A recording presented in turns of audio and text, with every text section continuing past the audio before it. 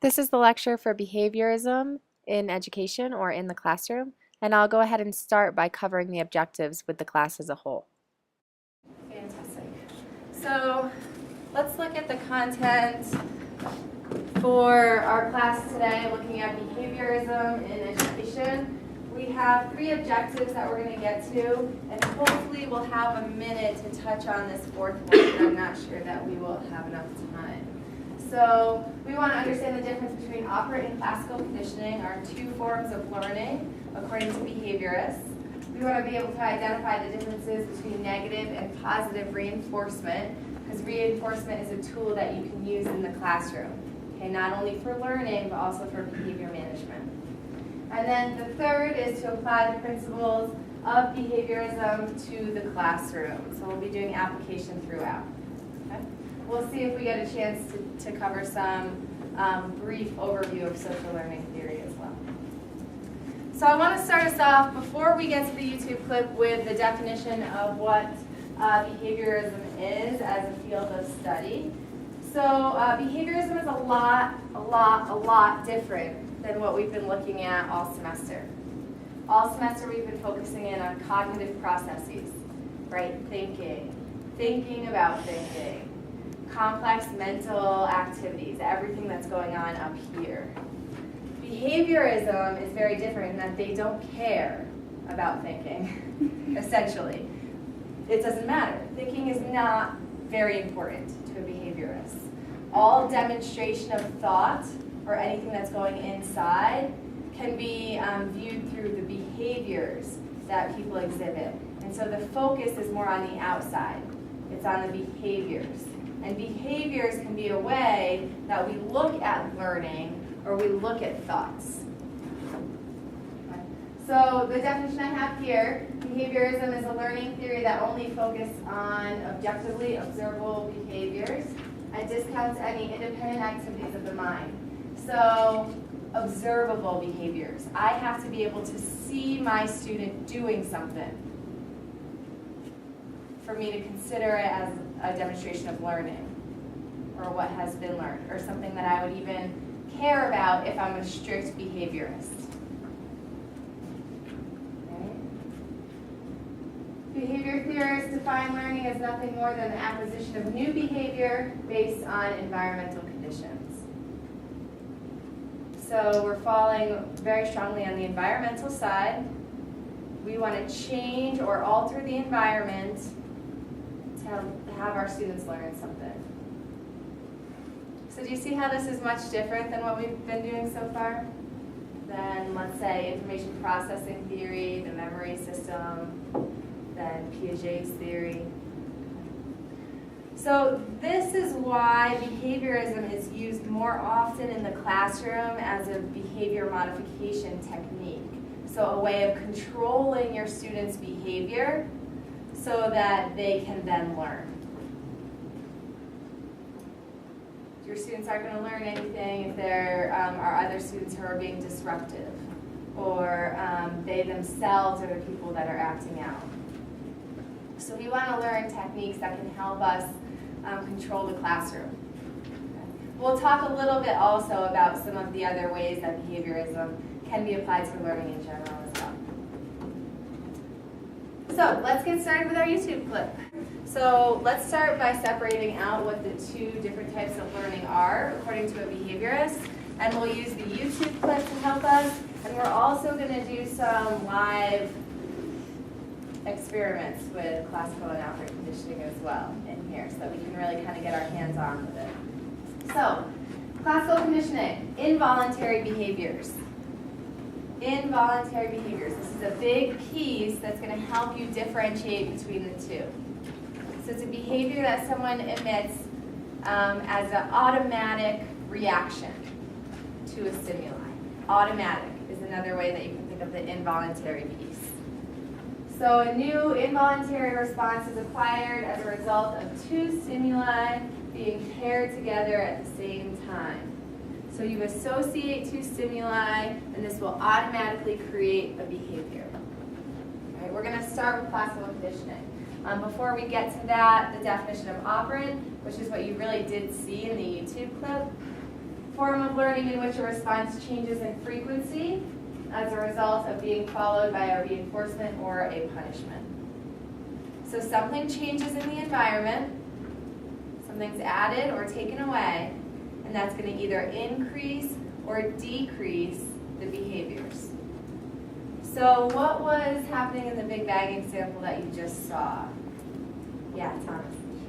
Penny was getting, like, a bag of chocolate for every good behavior that Sheldon thought was good Yeah. behavior. So anything she did that he deemed as good behavior, she was, positively Reinforced. Yeah. Whereas Leonard kind of objected to what he was doing. He got sprayed with the water bottle. Right. It was negative. Totally. So Leonard was punished, whereas Patty was being reinforced. That's her name, right? Penny. Penny, thank you. That didn't sound right when it came out. It was being reinforced. Okay, so that's a more good example here of operant conditioning. So let's start actually with classical conditioning. And to explain classical conditioning, I'm going to ask for a volunteer to help me. And if you volunteer, you shouldn't be overly concerned with your face, like makeup and hair. Does anybody want to help me out? What's that mean? That means that this area might become a little damp. We got someone over here. Baby Albert. Come on up. No, not like baby Albert. Leo is going to help us out. Leo, I need you to sit right here and face your peers. Yeah, just maybe a little bit. All right, so I want you guys to watch Leo as I perform a classical conditioning experiment on him. Watch him, don't watch me. Okay?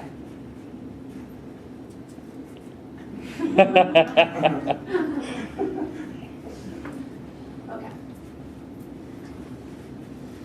Sword, juice, can, dish, rock, smoke, grease, dish, keep, kid, tan, dice, pole, set, dish, eye, friend, wax, bill, bowl, dish, glass, mine, mark, word, can, dish, can, bus, dish, phone, can, smart, first, can, crack, feet, can, tub, bowl, can, van, day, can, break, dish, can, fluff, wrist, can, salt, dish, can, ball, stack, can. Thank you so much. Are you okay? Yeah. All right. What happened? New can was the word. Thank you. I really appreciate it. He knew can was the word, but what does that mean? He knew. Yeah. Well, because you were striking with the water, which caused inflammation, so that was the automatic reflex is to flinch when you're sprayed with water. And Okay. he would associate it with the word can, so he'd expect it. Yeah. So what happened in the beginning, Eric? Oh, well, I was going to say he didn't know when it was coming in the beginning, but then when he heard can, he would more quickly close his eyes. And did you see that happening? Yeah. And how about the last time when I said can? I didn't shoot him and he went. Right? So let's put it in the operant conditioning, the classical conditioning terms. We have 4 different terms and neutral stimulus kind of squished into the middle. So what we have, the first one is the unconditioned stimulus, the US. Unconditioned stimulus. So whenever there's the un, it means before any conditioning happened. So the unconditioned stimulus in this case was the water.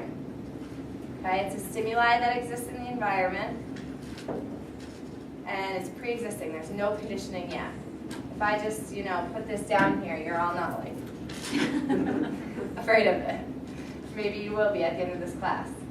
Not sure. Okay, so that's the unconditioned stimulus. The unconditioned response? Flinching. Yeah, if I do squirt you with that, you are going to flinch. It's very hard to keep a straight face with that. It's unconditioned. And this is what I mean by involuntary. It happens automatically. Then we come in with a neutral stimulus, something that on its own doesn't elicit the reaction. What was the neutral stimulus in this experiment? Can. The word can, absolutely.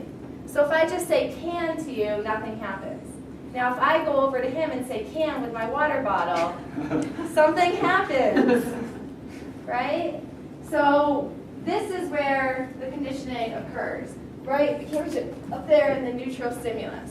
The neutral stimulus is going to get paired with the unconditioned stimulus. So those two become associated with one another. Then we have the conditioned stimulus and the conditioned response after the learning has occurred. The conditioned stimulus, the word can, right? It's no longer just the water, because now if I just say the word can, he flinches. And the conditioned response is the flinching. So we can really eliminate this from the equation. It's gone. But if I say the word can, I'm going to get this response. So that's the basics of classical conditioning. You've probably heard of the more famous example with Pavlov and his dogs. He was the one who discovered classical conditioning.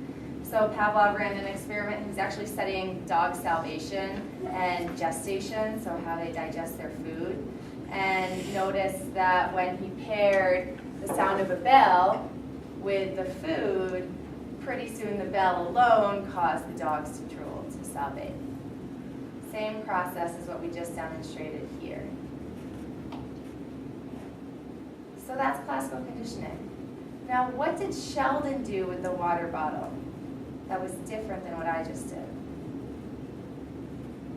He wasn't doing classical conditioning, he was doing operant conditioning. But what differentiates the two? The one is reward and the other one is punishment. Now that one is a reward, but you're correct that the second one was a punishment. Yeah, the second was a punishment. You wanted to change? The behavior? Yep, so there was a goal there to decrease or increase Penny's behavior. But was her behavior voluntary or involuntary? It was voluntary. Yeah, she had to elicit the behavior for him to then punish her. So she was choosing to behave in a particular way. Whereas the flinching in the water is involuntary. So the involuntary and voluntary is a big clue for you whether or not something is classical or operant conditioning. The order that these are presented in is also going to be a big clue to you.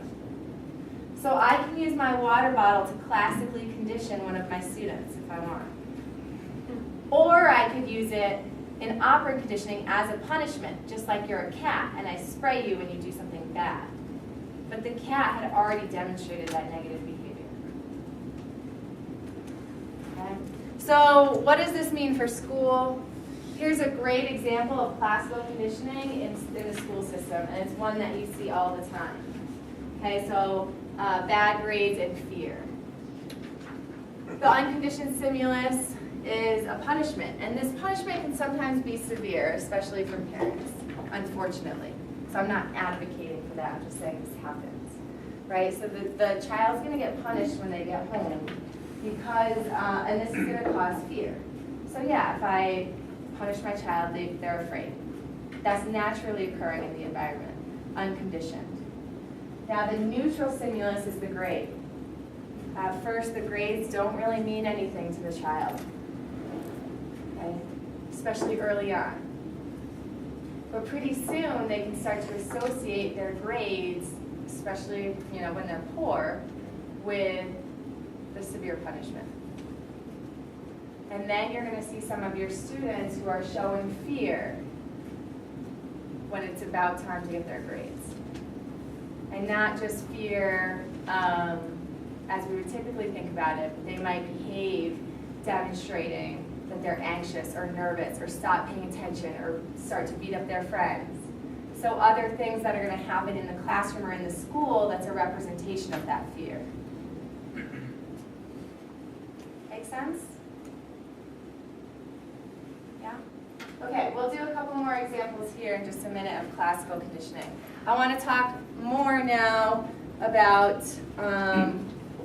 operant conditioning. So this is more what the video described. So there you have B.F. Skinner, and Skinner was, just as Pavlov was a founding father of behaviorism for classical conditioning, you can consider Skinner the same for operant conditioning. And he did a lot of his experiments with what they call the Skinner box, a box that he had little mice in, or rats, that learned how to press levers. So a form of learning in which a response changes in frequency as a result of being followed by reinforcement or punishment.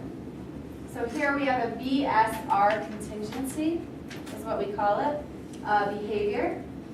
Then there's a stimulus in the environment, and then there's a response that changes behavior. So can somebody walk me through an example of a BSR contingency?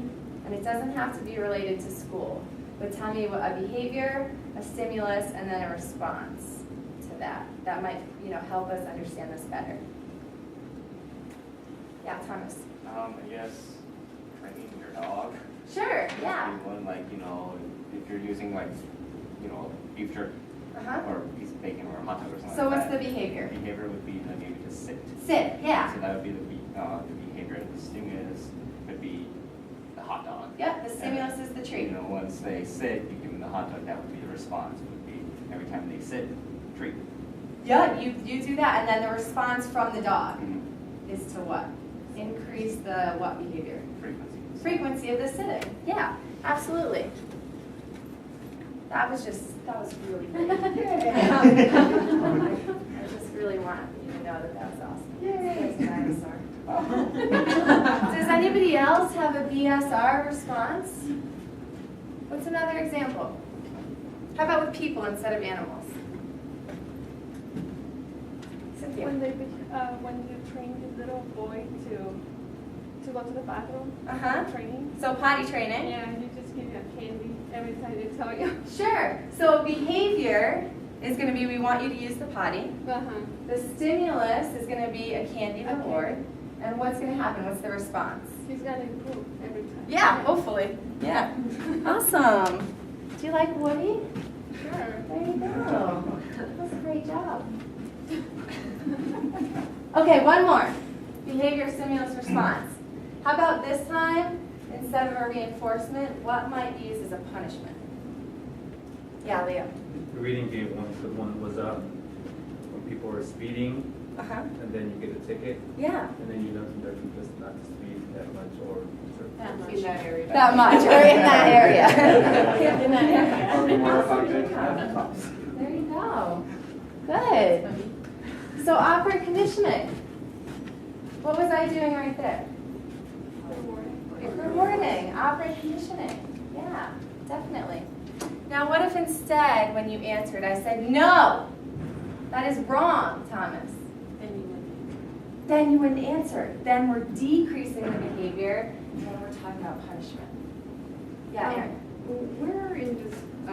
Where does learned helplessness fall in this sort of learned Sure. behaviors? Is it cognitive Yeah. or? Learned helplessness. I don't know if you can classify it as either classical or operant as one or the other, because I think you can induce learned helplessness with both. It's basically, if you're unaware, it's this giving up. So you don't feel like you have control over the outcome.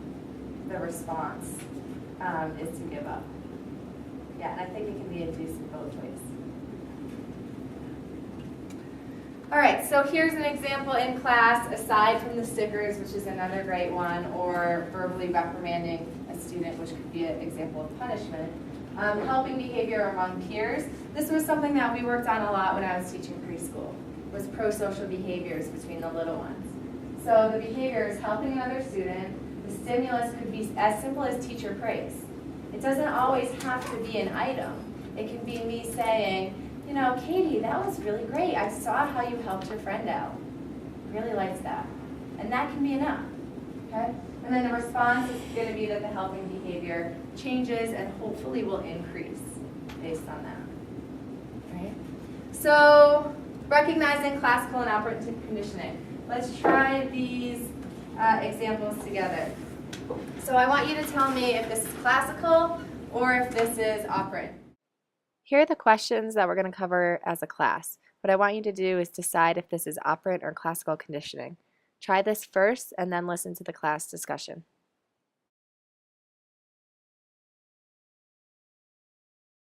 Here's the first one. When it's time for his 4th graders to go to lunch, Mr. Smith lets each row of students line up only when the entire row is quiet. Mr. Smith finds that he rarely has discipline problems at lunchtime if he uses this procedure. Is this classical or operant?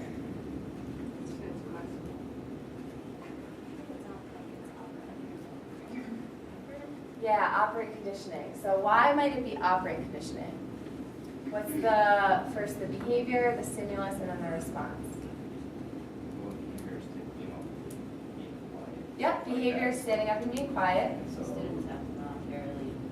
They have to voluntarily do it. The stimulus? Lunch. Food.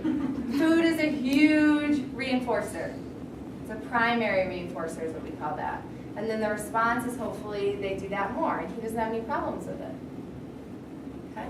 Let's try this one. When Reba plugs in the scope in physics lab, an electrical short in the instrument gives her a nasty shock and she quickly pulls her hand away. Reba refuses to touch the scope in lab after that. In fact, she's reluctant to handle any of the lab's electrical equipment. Classical conditioning. Yep. Yeah. This, I've never actually seen that happen, but there are science teachers who say that dissection can be a big issue because of the nauseating feeling that it gives some people. People don't even have to pass out, but if they start to feel sick about it, if they're doing any kind of dissection, then they can start to avoid, you know, the whole deal. The classroom, the teacher, that kind of thing. The third, your student has learned that when you get frustrated, you send the children outside for 10-minute recess. One student repetitively stands next to your desk and asks questions over and over again. You send the children outside. Operant, yeah. It's operant. Yeah. So in this example, the teacher is demonstrating behaviorist principles without even knowing it, reinforcing a negative behavior. She's reinforcing children bugging her because they know they're going to get sent outside if they do it. And kids will pick up on this and they will take advantage of you whenever they can. So you really have to be aware of the stimuli that you're putting out there, if it's a 10-minute recess or verbal praise or reprimand, and the consequences of that, even when it's unintentional. Right? All right, here's the last one. In history class, Miss Swanson gets angry about Tom's poor test performance and humiliates him in front of his classmates. This humiliation creates bad feelings in Tom. Now, when he sees Miss Swanson, he feels bad. Classical. Yeah, it's classical. And this one does happen quite often. It can really only take one interaction with a student to have them create some of these negative feelings and avoid you as a teacher. All right, let's talk a little bit more about the principles of reinforcement, and then we'll talk about some of the principles of punishment. Using reinforcement will create behavior changes that are more lasting. So make sure you hear my words, that are more lasting. It's not that punishment won't change behavior.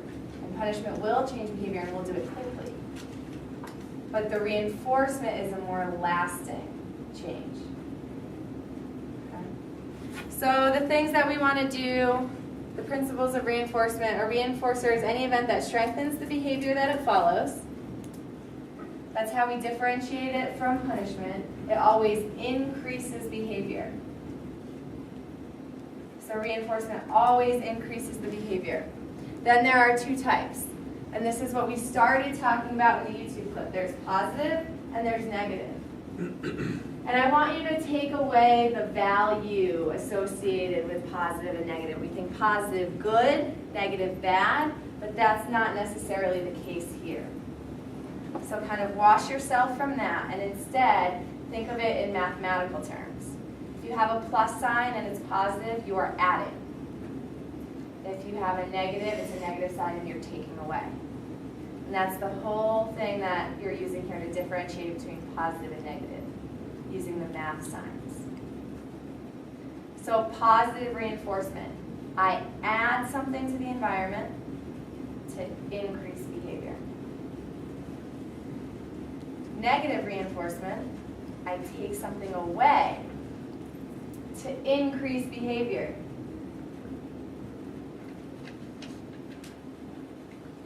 See the difference between those?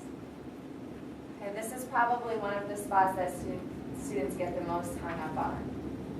And not just in this chapter, in this whole class. Okay? Can you repeat those definitions again? Yeah, definitely. So remember that reinforcer always increases the behavior. So the response is an increase in behavior. Positive is adding something. So I add something to the environment, it increases behavior. Negative is like the negative sign for math, I take something away. So a negative reinforcement, I take away stimulus and it increases behavior. So both of the things in the YouTube clip was positive reinforcement, What was he adding? water and chocolate. Yep, but adding the water was to decrease that character, I can't remember his name, his behavior. Yeah, the chocolate was intended to increase behavior. Yes. So when it like negative reinforcement being like if, anyone's married or, was a kid and had to do chores and stuff like that, would take out the trash, and your mom's nagging you constantly to take out the trash. Well, once you start taking out the trash, She stops nagging you. So to decrease the amount of nagging, you increase Yep. the trash. Yep.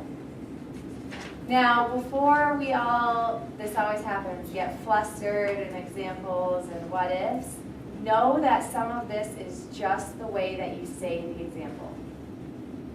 Some of it is just in the language that you use, the verbiage that you use, whether you're describing the behavior as increasing or decreasing.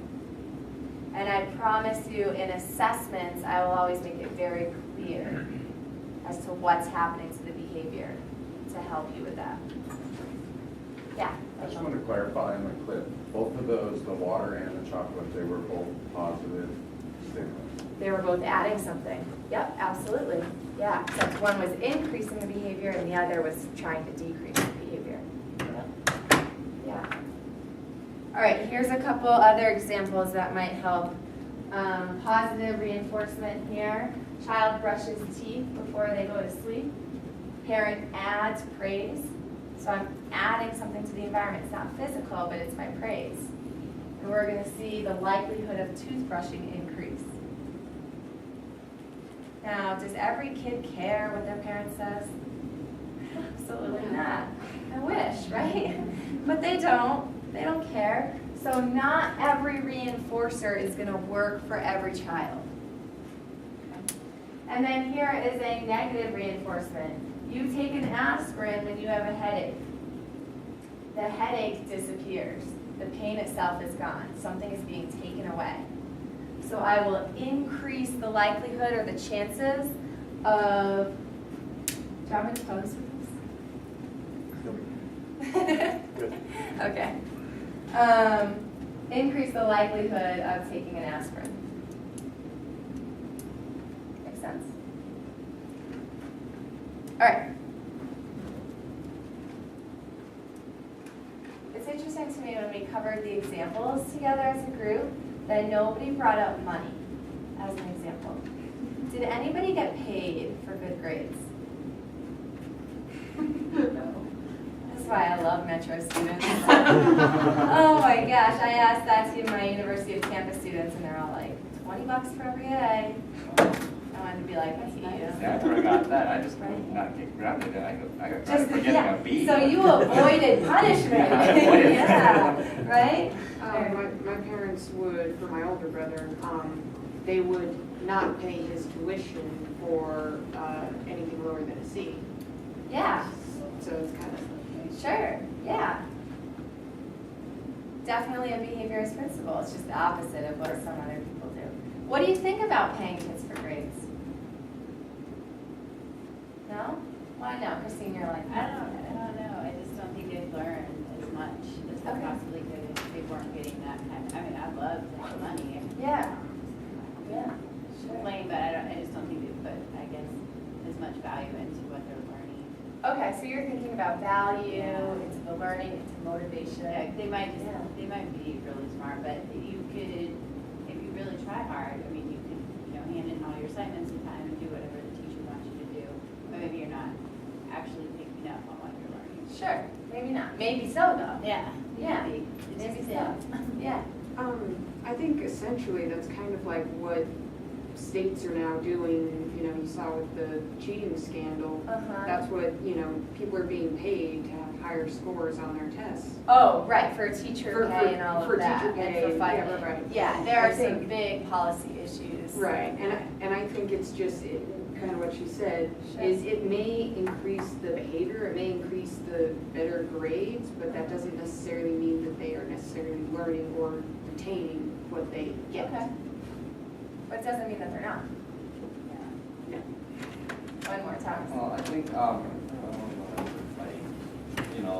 yeah, money is a great, especially in current times, money is Yeah. a great, reinforcer for good grades and stuff like that, but at the same time, with a lot of learning, you kind of want it to be more intrinsic. Intrinsic. To have Yeah, intrinsic that's exactly motivation, right. and if it's an Sure. external stimulus that's only causing them to be motivated for Yeah. that, then they're still gonna be learning, but once they get to college, if Will you're they getting be from pushing themselves? K through 12, they're not gonna be pushing themselves Good as point. much, and they might Yeah. not succeed as well in college. Yeah, there's a whole body of literature in developmental and educational psychology on paying students for grades. And there are two things that consistently come up. The first is that it can work to increase the student's grade. Without a doubt, it can work. It will increase their grades. And this has been done with lots of students where they have institutionalized whole school-wide pay programs. Researchers get federally funded grants from private organizations also, and they do, payments for how well students do, and they see the scores go up. But what gets called into question is the intrinsic motivation for learning. Okay? So we have a difference between motivation to learn because we love learning and because we're interested in it, or because it's a means to an end, to get some kind of a reward. Okay? So, I'm not going to say if you ever have children or already do have children, don't do it. Because maybe it will help, but know the ramifications of that on motivation. And we're going to cover motivation in 2 weeks, so we're going to dive deeper into that then. All right? Now, what about you guys, your college students? Ray, you do very well in school. I'm going to share that with your peers. He gets pretty much all A's. Yep. I work hard. I work So, hard. would you ever place a bet that you would get an A in a class, knowing that you've done so well? No, I wouldn't. Not sure? Why not? You've got a great track record. I'm not really motivated by money. Okay. Sure, money's great, and I love spending it, Yeah. but I'm not, like I said, I'm not motivated by money. Okay. Anybody else? I would. You would? Yeah. Do you do really well? Good. Kinda, yeah. Okay. If I had money on the line, I would. There you go. That's what I wanted to hear. Are there some of you that it depends on the class? Some do well, some do not well. Would you wager? Yeah. No? All transit. So this is an actual website. Sadly, for some of you, Metro State doesn't participate, but lots and lots of schools do. Hundreds of schools across the country participate. Ivy League schools participate. Okay? And so with Transit, they sign an agreement with the school, and what happens is you upload your schedule, your transcript, like your CAP report. They see what you've gotten in the past. They see how hard the classes are, and they see your current schedule, and you can place a bet. You can say, you know, $20 to get an A in Dr. Fleck's Ed Psych class. And if you don't make the A, they take the money from your credit card that you entered in. And if you make the A, you get the $20 as college students.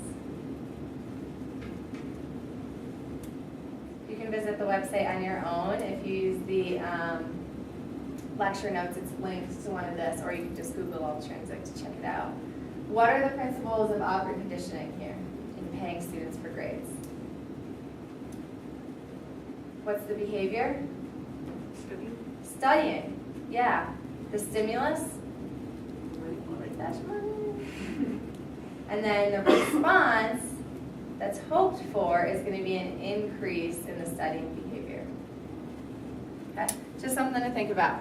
How do we use reinforcement effectively? The first thing we want to do is specify the target behaviors. So the behavior that we want as the end result. Students need to know what it is that we're trying to increase. We don't want them to be confused as to what it is that they're being rewarded for. Okay? Identifying consequences that are truly reinforcing for each student. And this is where our token economy comes in. And you guys had some examples of that when we talked in the beginning of class. We said like the best boy and girl in the class gets to pick from a bunch of prizes. Those are token economies in that there's check marks next to the name, and you tally up a certain amount of tokens or things that then you can trade in for whatever's reinforcing to you. So I'll never forget the dentist's office had like a treasure box. And it had a bunch of crap in it, like erasers and stickers and things. But I freaking loved that. And you could go in and pick whatever it is that you thought was cool. Right? Really effective for classroom management. Use extrinsic reinforcers only when desired behaviors will not otherwise occur.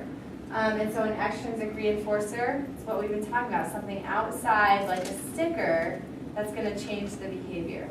And this is getting at some of the motivation, which we'll cover in that chapter in a couple of weeks. Making response, consequence contingencies explicit. So this taps on with desired behaviors, outlining what those are for your students. You want them to know exactly what behavior they did to get the reinforcement. If they're unsure, then we're not targeting that end result. Okay? They won't be sure what they want to increase. Okay, those are pretty obvious. Just a couple more here. Administer reinforcement consistently until the desired behavior occurs. That's not up. There it is. We call this continuous reinforcement, and we do this when we're shaping a new behavior. So not to compare our students to animals, but I think that training dogs is a good example of this. So when I'm first teaching my dog how to jump or sit or do something, I reinforce every single time so that they can pair up the behavior with the stimulus. Okay, so every single time. And then once that behavior is established, I can move into intermittent reinforcement, where I don't reinforce every single time, I do so intermittently. And the schedule of reinforcement that actually has the best results is one that's inconsistent as well. So instead of doing like every 5 times you give the dog a treat, it'll be every 3 and then 2 and then 5 and then they have to go 10 times and then 4. Okay, because they're never sure if the next one's going to get them the treat. You can use these principles in the classroom too to shape your students' behavior. The last one here is to monitor students' progress. So obtain a baseline, observe the behavior, and then alter your behavior modification program as needed. This right here is running a little research study in your class. This is chapter 2 all over again. I find out, okay, how much is this happening? Then I go ahead and I administer my stimulus, and I see if it's increased. And you do the same thing with punishment. That way you know if what you're doing is working. So flipping gears, let's talk about punishment. This is going to mirror reinforcement, but punishment now decreases the behavior. So reinforcement always increases it, punishment always decreases it, decreasing the frequency of the behavior. I need to get my clicker back. So I have positive and I have negative. Again, just think of these in terms of mathematical symbols. Positive adds something, negative takes something away. So a positive punishment, I add something that's unpleasant to decrease the behavior. Coming for you, Leo. Now instead of classical conditioning, I could use this as a positive punishment. I add water in the face to decrease his behavior of talking to Michael because they're so chatty back there. Right? Makes sense? So that's why I want you to get rid of this idea that positive means good or happy, and negative means bad or sad, because that's not true. In the unfortunate case that you have a parent who might physically abuse a child, they're adding something to the environment. They're adding a beat down. Right? They are. And it's positive punishment. Okay, so we don't want to think of it as being something that's just good. Negative punishment, withdrawing a desirable stimulus to then decrease the behavior. So I take something away to decrease behavior. I take something away that they like. People, right? I take away the TV for a week. That's a very common punishment in parenting, something like that, to decrease your behavior. I want to see less of that negative, whatever's going on, getting in a fight with your brother, so I take away the TV. So the same principles are happening. Here's a couple of examples that are helpful from the text, not your text, a different text, but they're on the lecture notes. So positive punishment, you bite into a hot red pepper, your tongue burns, that's something that's added, it's a burning sensation. You avoid biting hot peppers in the future. Negative punishment, child hits another child in the playground, child is removed from the playground or is required to sit out for a period of time. You take away recess, you're removing something, and hopefully that will decrease the hitting behavior. Sound all right? Okay. An education example here, the behavior cheating on a test. The stimulus is a failing grade, and the response is a decrease of cheating behavior. Is that an example of negative or positive punishment?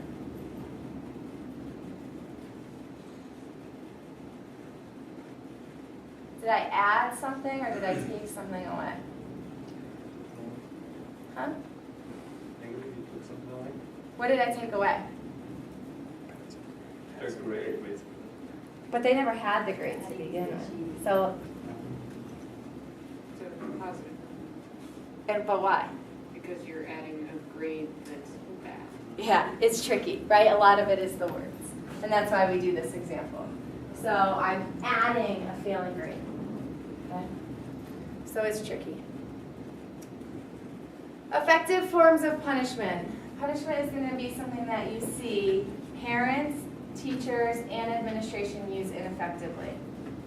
So I think for take-home messages, if anything, understanding what are going to be proper and improper ways to punish would be something important.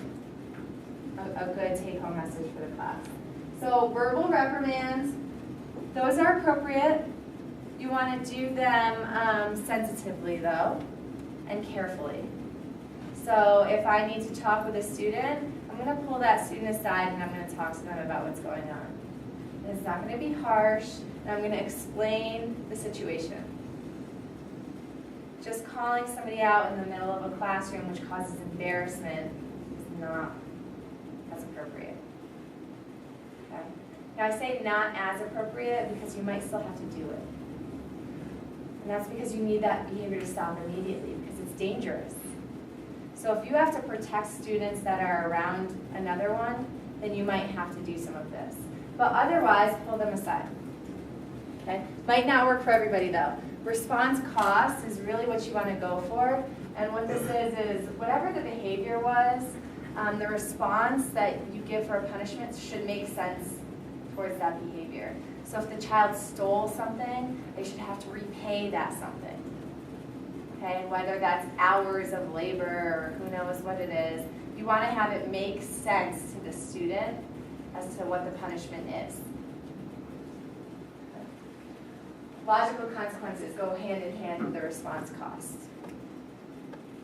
And then timeout. Timeout's a really good procedure for the young ones. Okay, you're removing them from the environment, so you're taking them away.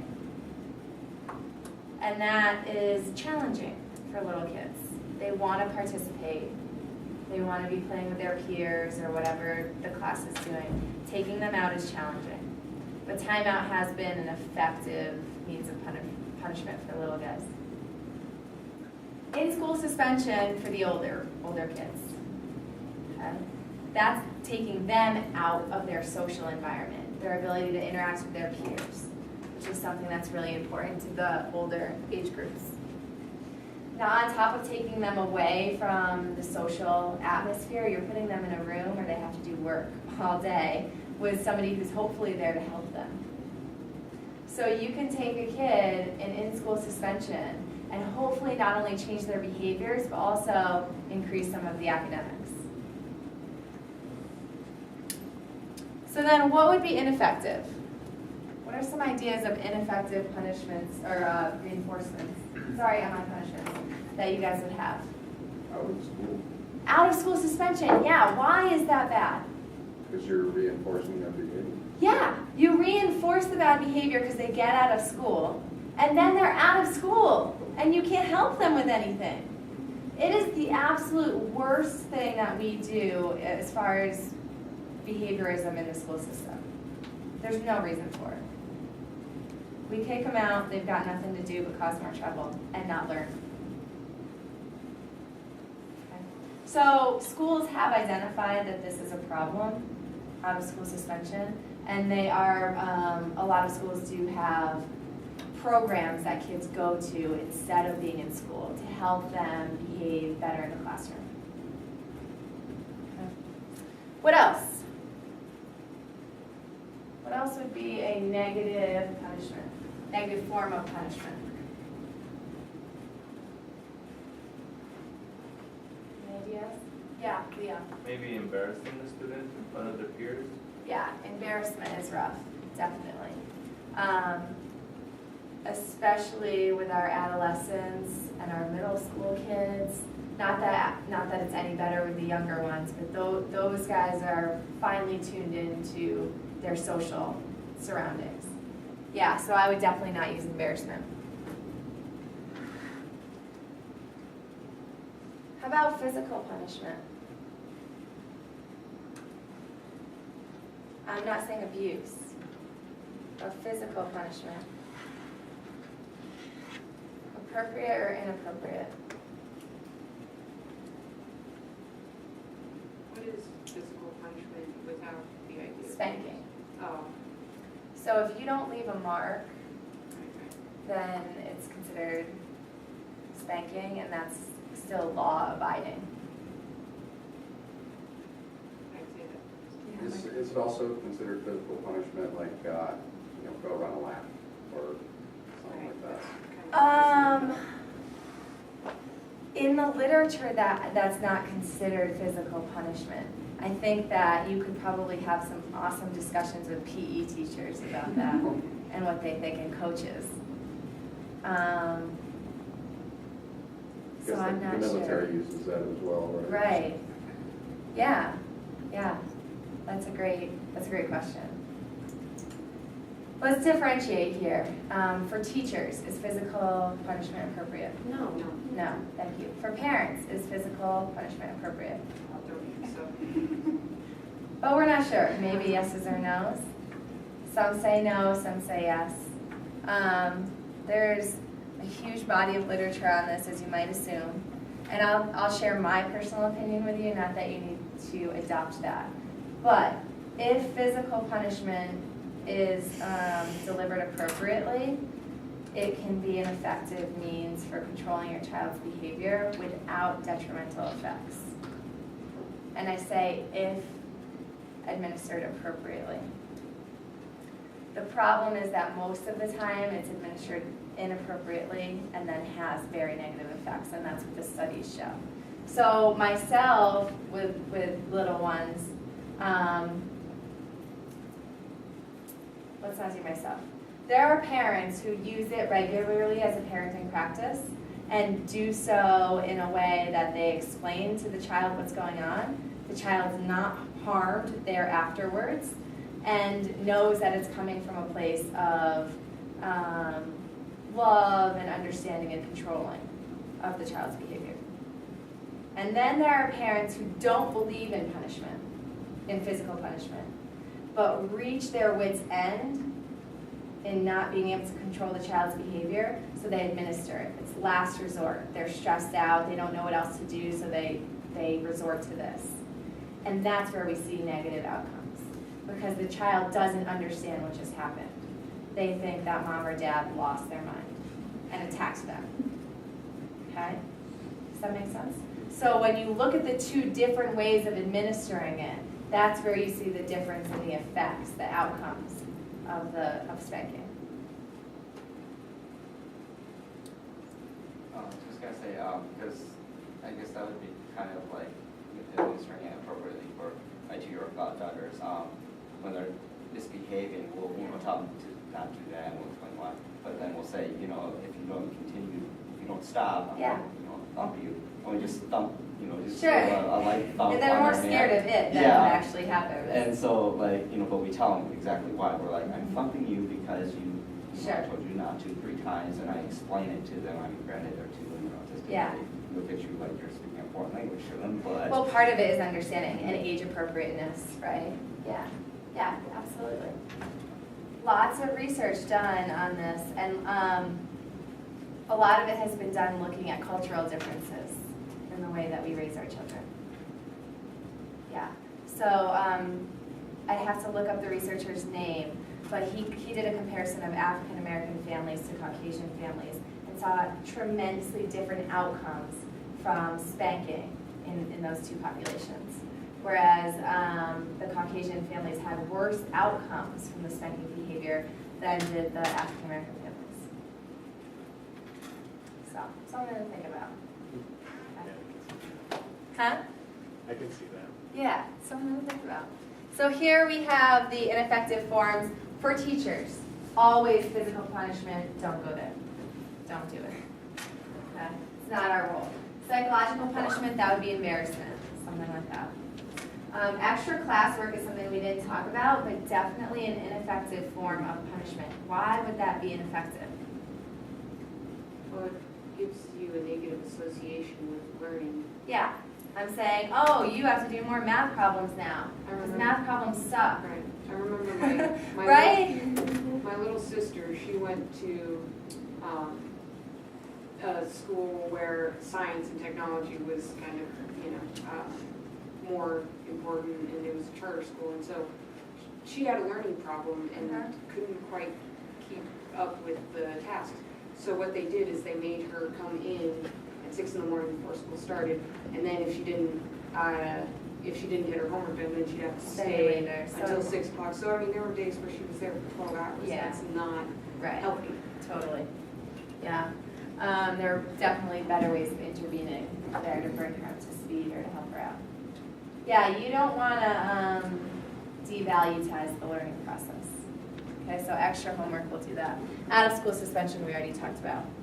Okay, so let's finish up here. I have 5 potential problems using punishment. They're things we've just talked about, so a little bit of review. So punishment may lead to escape and avoidance behaviors in your students. If you're punishing them, they might start to avoid you, not like your class, not like learning, not like that subject. Okay. Punishment doesn't illustrate the correct behavior, and that's kind of the cliche as to why we reinforce instead of punishment, because we want to demonstrate to our students the correct behaviors. We want to increase those behaviors. Severe punishment obviously can cause physical and psychological harm, so severe is never appropriate. A punished behavior may be temporarily suppressed rather than permanently eliminated, and I made that point at the beginning of class. Reinforcement will create lasting changes. Punishment, oftentimes, it's a quick fix, but the behavior is still there. And a big issue is the response punishment contingency not being recognized. Students need to know what they are being punished for, and oftentimes that can be confusing for them. All right, so instead of punishment, we want to teach and use reinforcement. Teach and use desirable behaviors in the classroom. So here is our summary for things that we looked at today. Here's the summary for this lecture. What we did cover was the difference between operant and classical conditioning. We covered reinforcement and punishment, positive and negative types. We also did a lot of application into the classroom. We didn't get to all of the details in your chapter or social learning theory.